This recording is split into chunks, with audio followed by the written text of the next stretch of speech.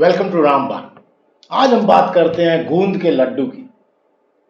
Healthy है, unhealthy है, खाना चाहिए, नहीं खाना चाहिए, किस समय खाना चाहिए? Because ideally, if you mix saturated fat, which is ghee, with sugar, which is meetha, then it is a dessert. And desserts are not good or not healthy, or they do not have anything in them.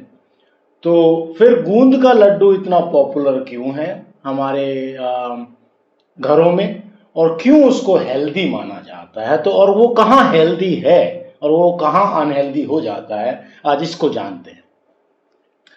तो सबसे पहले बात करते हैं कि है क्या उसके अंदर गूंद के लड्डू में। घी है, चीनी है। अब ये दो चीजें इसको डेजर्ट बना देती है, मीठा बना देती है, मिठाई बना देती है। बट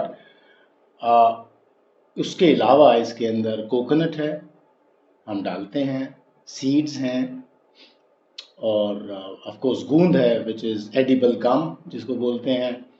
तो ये सारी चीज़ें, ड्राई फ्रूट्स हैं। तो ये सारी चीज़ें क्या हैं? ये they are a very good source of fibre and protein and somewhere vitamins and minerals as well. तो हमने क्या किया? इट इज़ लाइक सेइंग कि एक बहुत कोई भी आप न्यूट्रिशियस फूड लो और उसके अंदर अगर आप थोड़ी सी चीनी मिला दो और घी मिला दो, तो क्या उसका न्यूट्रिशन खराब हो जाता है या सिर्फ उसमें कैलोरीज ऐड होती हैं? अगर आप हेल्दी हो तो उसके अंदर सिर्फ कैलोरीज ऐड हो रही हैं और कुछ नहीं हो रहा है। अगर आप अनहेल्दी हो तो of course even a little bit of sugar or oil in something can make you bloat up and can make you feel uncomfortable. तो फिर पहले अनहेल्दीनेस की बात करते हैं इसकी, कि अनहेल्दी क्यों है ये और क्यों आपकी सेहत के लिए अच्छा या कब नहीं हो सकता। चूंकि इसमें कैलोरीज बहुत है। एक गूंद का लड्डू काफ़ी, बिकॉज मैं इसको कोई टैग नहीं करना चाहता 100 कैलोरीज, 200 कैलोरीज या 80 कैलोरीज, बिकॉज हर घर का अलग साइज है। हर घर की जो क्वांटम डालते हैं उसके अंदर, सीड्स का, गूंद का, वो सब अलग है। घी का क्वांटम अलग होता है। तो हर एक का अपना टेस्ट है। तो बट लेट अस से कि ये एक अपने आप में काफ़ी कैलोरी डेंस फूड है, मतलब ठीक ठाक कैलोरीज हैं इसके अंदर। क्योंकि हमारे कल्चर में, जहाँ से मैं आता हूँ, हम इसको ट्रेडिशनली एज ब्रेकफास्ट यूज करते हैं विंटर्स में, कि 2 लड्डू ले लिए और दूध ले लिया, नॉट मीठा दूध, जस्ट प्लेन दूध, वो हमारे लिए ब्रेकफास्ट बन जाता है। अगर आप उसको ओवरऑल कैलोरी काउंट करेंगे तो वो अभी भी 300-400 कैलोरीज बन जाता है। तो कैलोरी डेंस है, इसमें कोई दोहराई नहीं है। इसीलिए इसको मीठा या डेजर्ट ना समझ के अगर हम इसको मील समझें कि मैं खाना खा रहा हूँ, अगर मैं गूंद का लड्डू खा रहा हूँ, तो ज़्यादा मेरे ख्याल में अच्छा रहेगा। तो अब टाइमिंग की बात करते हैं, क्योंकि टाइमिंग ही एक खाने को जंक बनाता है कि आप किस टाइम खाना खा रहे हैं।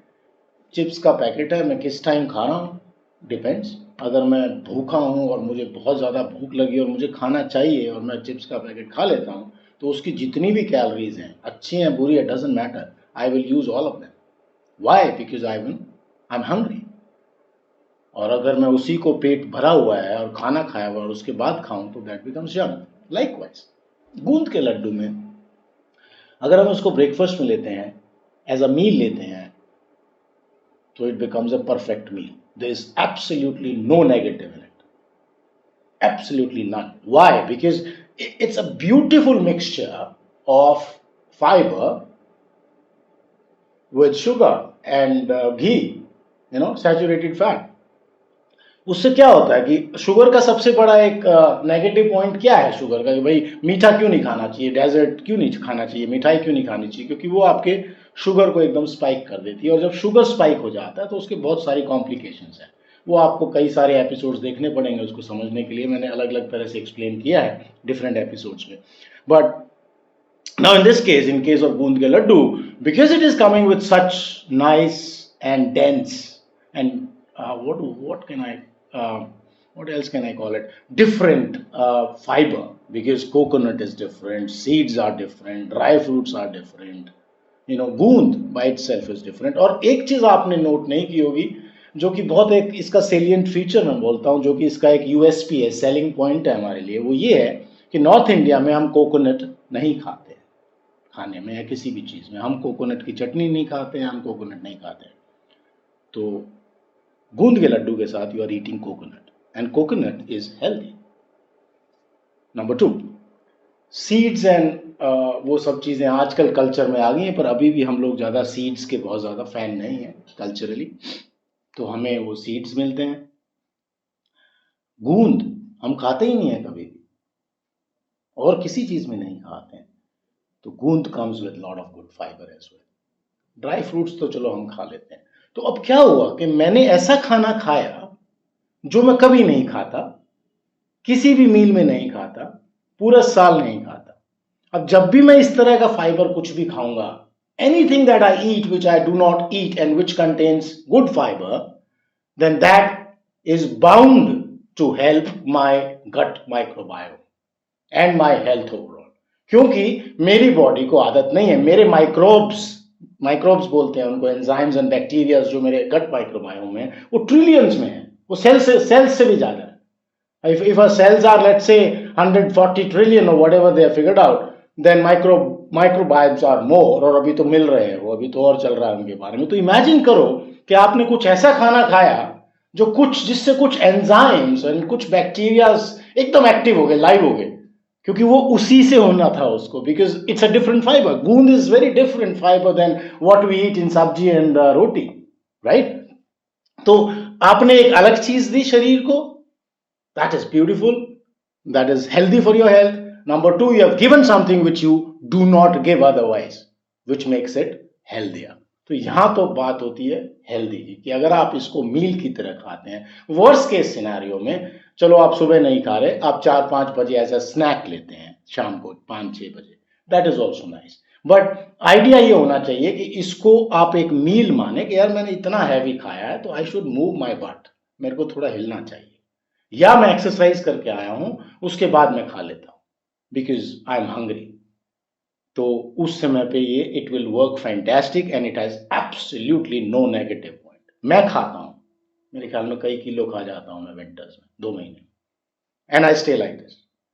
और लास्ट ईयर मैंने एक्सपेरिमेंट किया था, अभी तो हमारे आई नहीं है, अभी सर्दियां शुरू हुई हैं, but last year I experimented, I ate for 2 months non stop, और मेरा थोड़ा सा ज़्यादा है मीठे के लिए रुझान, तो मैं 2 से काम भी नहीं चलता, कई बार 3-4 भी खा लेता था, छोटे होते हैं हमारे, और नॉट इवन अ ग्राम, कोई वेट गेन नहीं हुआ था मैं। I was eating like for 2 months non stop.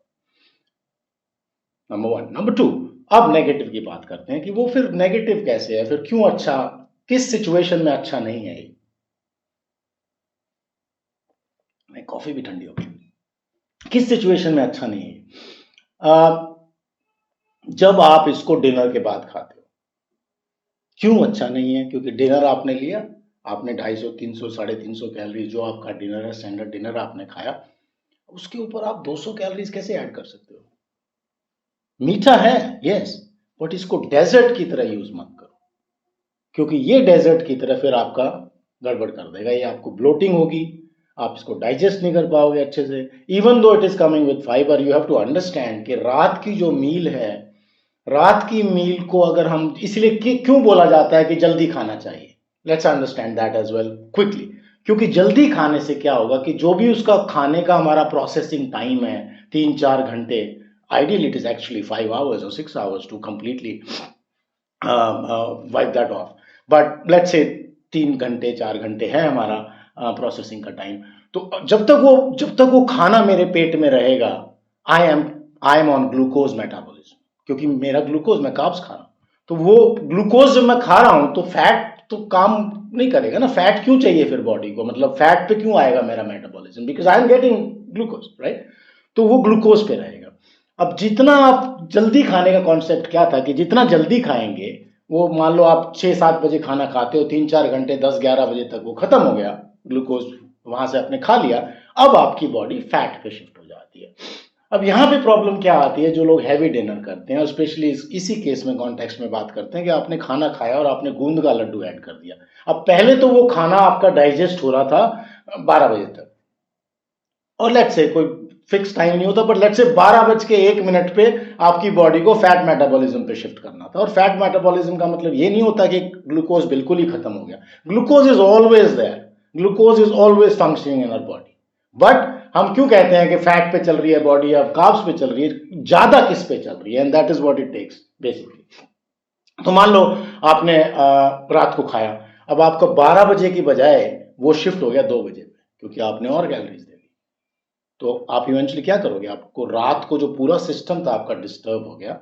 आप एक तो फैट का बर्न कम करोगे, उसके बाद जब तक आपके सिस्टम में खाना है और वो प्रोसेस चल रहा है, आपका इम्यून सिस्टम फुली काम नहीं करेगा। इम्यून सिस्टम को क्लीन पाथवे चाहिए, शांत वातावरण चाहिए उसको। तो जब तक हमारा खाना पेट के अंदर है, हमारा इम्यून सिस्टम पूरी तरह से काम नहीं करता है, फंक्शन नहीं करता है। तो सेकंड पॉइंट कि एक तो जो हमारे इम्यून सिस्टम को जो कचरा निकालना है पूरे दिन का, वो स्लो हो जाता है प्रोसेस, वो पूरा नहीं निकाल पाएगा। इसलिए आपको ब्लोटिंग फील होगी अगले दिन, और वो सब वेट गेन होगा of course, because it comes with calories. तो इसको बॉटम लाइन इज दैट इसको डेजर्ट ट्रीट ना करें, इसको मीठे की तरह ना खाएं, इसको मील की तरह लें। It is a meal, it is a proper meal, और इसको प्रॉपर मील के टाइम पे खाएं। Ideally speaking the best time again is breakfast, you can have it with milk. और अगर आपको ब्रेकफास्ट में मान लो आपने कार्ब्स छोड़े हुए हैं, मान लो मेरे आप एपिसोड्स देख रहे हैं और आपको वेट लॉस करना है, हेल्दी होना है, और आपने कार्ब्स छोड़े हुए हैं, have it as a snack at 4 or 5 o'clock post lunch, or have it as lunch। 2 क्यों 4 खा लो, लंच कर लो, और कुछ नहीं खाना। फिर ये नहीं हो सकता कि रोटी भी खा रहे हो वो भी खा रहे, और उसके रोटी के साथ भी जहर नहीं है। Let me tell you that as well. For example आपने लंच किया और कहते हो यार मैं लंच के बाद एक खाऊंगा, खा लो। लंच के बाद आप कुछ भी खा सकते हो, as long as you stay active and you are working. Lunch कभी भी हमारे शरीर को बॉदर नहीं करता, बिकॉज वो मिडल ऑफ द डे है। मिडल भी क्या है, वो फर्स्ट हाफ ही मैं कहता हूँ उसको, बिकॉज हम रात को लेट सोते हैं, वो आप कर लेते हैं डाइजेस्ट सब कुछ। तो main concern here is dinner. I mean we should skip it in dinner, or we should try not to have it post dinner. Dinner के बाद मीठा थोड़ा सा गड़बड़ है, और खाना भी चाहिए तो बिल्कुल थोड़ा सा खाना चाहिए। जिसको आदत है, मेरे को भी आदत है, मैं भी थोड़ा सा खाता हूँ, लेकिन लड्डू खाना is can like then it becomes junk and can make you add weight. तो I hope this make some sense to you, because बहुत कंफ्यूजन है सोसाइटी में इसको लेके। बहुत सारे लोग मेरे से पूछते थे, मेरा एक ट्रेनी था last year and he said गूंद के लड्डू बनाए हुए और आपने डाइट लिखी हुई है, डाइट पे चल रहा हूँ मैं, can I eat? And I literally added gond के laddoo in his diet and he was building. आप मेरे आर्टिकल्स पढ़ेंगे तो आप उसकी बॉडी देखेंगे आप, he was just like building fine, he just progressed from there even though he was eating gund ke laddu। So thank you very much, बने रहिए रामबान के साथ for more interesting insights। Thank you।